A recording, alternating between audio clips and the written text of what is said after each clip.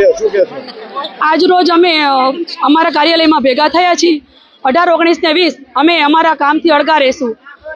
આ આપણે પગલું લેવાનું કારણ મુખ્ય એ છે કે નામદાર હાઈકોર્ટે આપણને ચુકાદો આપ્યો છે કે આંગણવાડી કાર્યકરને 24,800 અને હેલ્પરને 20,300 આ ચુકાદો હાઈકોર્ટ દ્વારા આપવામાં આવવા છતાં સરકારે અમારું હજુ પણ ધ્યાન નથી લીધું। તો શું હાઈકોર્ટનો ચુકાદો એ સરકાર માટે કંઈ માન્ય નથી રાખતો? મોદી સાહેબ એમ કહેતા હતા કે બહેનો તમે ખાલી એક કાગળ લખો હું આવી જઈશ, તો અમે તો આવેદન દઈ થાક્યા। તો એ ભઈલા તું ક્યાં છું કે નથી? જો હોય તો આ બહેનોનો અવાજ કેમ તમે નથી સાંભળતા?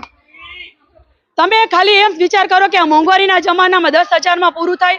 1 લાખ જે કર્મચારી પગાર લે છે એથી પણ વધારે કામ અમારી બહેનો કરતી હોય છે। 24 કલાક કામ માટે બંધાયેલી છે, ઓનલાઈન ઓફલાઈન। તો જ્યારે એને પોતાનો હક દેવાનો થાય ત્યારે એ પોતાનો હક માંગે છે, તો શું અમને અમારો હક પણ નથી મળતો? બંધારણમાં અમને અધિકાર આપવામાં આવ્યો છે દરેકને, એક સ્વતંત્ર ભારતના અમે નાગરિક છીએ, તો શું અમે અમારો હક પણ ન માંગી શકીએ? અમને એટલી અધિકાર પણ નથી। અને જો અમારી બહેનો હક માટે જો મેદાનમાં આવે છે તો એમને ડરાવવામાં ધમકાવવામાં આવે છે। અધિકારીને પણ એટલું ખબર હોવું જોઈએ કે 10,000માં કંઈ નથી પૂરું થતું, માનવતા એમને પણ રાખવી જોઈએ, એમને પણ ડરાવવા ધમકાવવાનું બંધ કરવું જોઈએ। એ પણ એક માનવ છે, એમને પણ ખબર પડવી જોઈએ। તમે લાખ રૂપિયા પગાર લો છો તો અમારે જેટલું કામ કરો, એ એમ કહે છે કે તમે 10,000ના પગારને લાયક નથી। એકવાર અમારું કામ કરીને તો જુઓ કે કેવી રીતે આ આંગણવાડી વર્કરનું કામ કરવામાં આવે છે।